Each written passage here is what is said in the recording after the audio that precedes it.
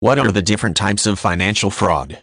Financial fraud is intentional deception used for financial gain. There are many different types of financial fraud, including insider trading, embezzlement, falsifying financial records, and Ponzi schemes.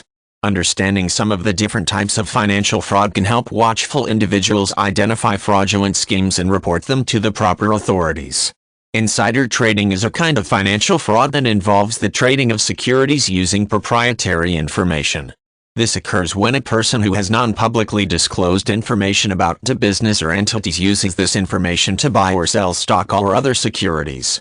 For example, if a company executive finds out that his company is in secret negotiations to be sold, he would be committing financial fraud by selling his stock or warning others to sell stock before the sale of the business is publicly disclosed. Insider trading can artificially inflate or deflate stock prices and is considered a serious crime in many regions. Embezzlement occurs when a person entrusted with funds intentionally misuses them for his or her gain.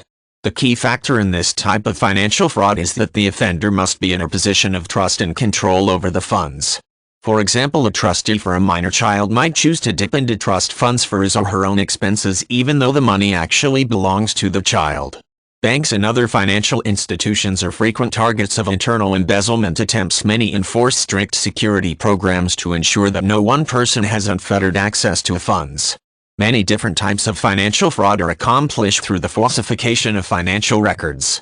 Embezzlement schemes may use this method to hide the tracks of the embezzler. For instance, an embezzling bank manager could invent records for a non-existent employee and transfer the salary for this phantom worker into a false account.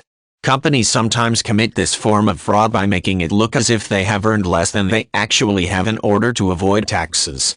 Ponzi schemes are a tricky form of financial fraud that are often very difficult to track. In these schemes, the schemer convinces people to invest in a project or business that promises high yields. Initial investors are paid returns but using funding from new investors rather than actual profits.